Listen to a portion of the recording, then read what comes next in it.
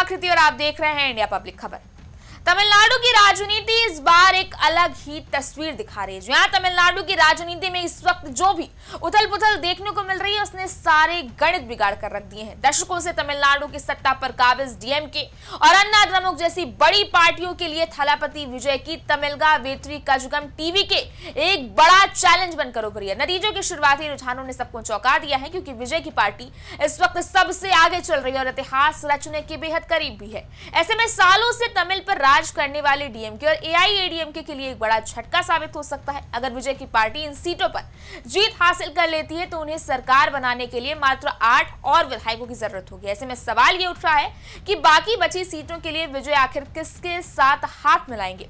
वहीं उधर तमिलनाडु में अपनी सरकार बनाने के इस होड़ में सबसे बड़ा सरप्राइज इस वक्त कांग्रेस की ओर से आता दिख रहा है, जो भले ये सीटों के मामले में तो पिछड़ रही है, लेकिन सरकार बनाने के समीकरण में मोस्ट इंपॉर्टेंट फैक्टर बनकर उभर रही है। हालांकि साल 2021 के चुनावी नतीजों पर अगर आप गौर करें तो इस बार कांग्रेस को काफी नुकसान हुआ है, लेकिन इस नुकसान के बीच अगर वो सिर्फ 8 सीटों पर भी जीत हासिल कर लेती है तो विजय के साथ मिलकर वो केरल के बाद तमिलनाडु में भी सरकार बना सकती है। यहाँ बता दें कि पिछले विधानसभा चुनाव यानी कि 2021 में कांग्रेस ने 18 सीटों पर जीत हासिल की थी, लेकिन ताजा रुझानों में वो केवल और केवल 5 सीटों पर ही बढ़त बना पाई है। हालांकि अभी भी कुछ कहा नहीं जा सकता, क्योंकि सत्ता के इस खेल में कब कौन सी बाजी पलट जाए पता नहीं। राजनीति का ये नंबर गेम कभी भी पलट सकता है। ऐसे में अगर कांग्रेस आने वाले घंटों में अपनी स्थिति में थोड़ा सुधार करती है और 8 सीटों तक पहुंच जाती है तो वो टीवीके के साथ मिलकर तमिलनाडु में नई सरकार का हिस्सा बन सकती है। अब देखिए, तमिलनाडु विधानसभा में कुल 234 सीटें और किसी भी दल या गठबंधन को सरकार बनाने के लिए 118 विधायकों की समर्थन की जरूरत होती है।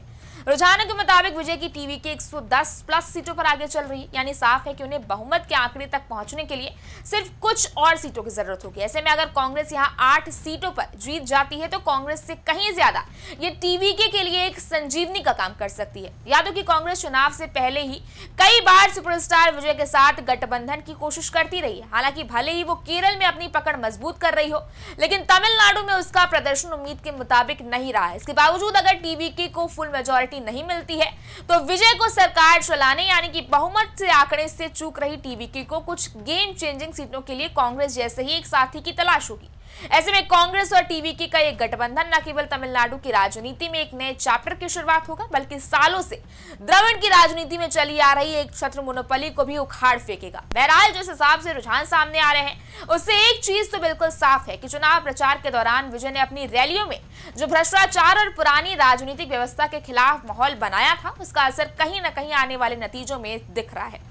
टीवी के 110 सीटों पर बढ़त बनाकर तमिल की सबसे बड़ी ताकत बनने की ओर बढ़ रही है, तो वहीं दूसरी तरफ कांग्रेस ने भले ही सीटों के नंबर गेम में कुछ खास प्रदर्शन नहीं किया है, लेकिन उसका ये छोटा सा वोट बैंक टीवीके के लिए पूर्ण बहुमत का रास्ता जरूर बन सकता है। जानकारों का मानना है कि कांग्रेस और टीवीके का ये गठबंधन तमिलनाडु के लिए एक सरप्राइज पैकेज साबित होगा। अगर ये दोनों पार्टियां हाथ मिलाती हैं तो दशकों बाद तमिलनाडु में द्रविड़ पार्टियों के बिना कोई नई सरकार बनेगी। वहीं जहां अकेली कांग्रेस कहीं भी दिख नहीं रही है, टीवीके से हाथ मिलाने पर ये कांग्रेस के लिए भी एक बड़ी जीत होगी, क्योंकि सत्ता में हिस्सेदार बनकर कांग्रेस खुद को दक्षिण भारत में दोबारा स्थापित कर पाएगी। फिलहाल अब तमिल की सत्ता पर किसकी चाबी चलेगी इसका फैसला तो आने वाले कुछ घंटों में ही हो जाएगा। अब देखना यह है कि क्या कांग्रेस की ये चंद सीटें तमिलनाडु के भविष्य का फैसला करेंगी या फिर टीवीके को कोई नया रास्ता तलाशना होगा। इस बारे में आपकी क्या राय है, आप हमें कमेंट सेक्शन में जरूर बताएं। इस वीडियो को लाइक करें, शेयर करें, चैनल को सब्सक्राइब करें। शुक्रिया।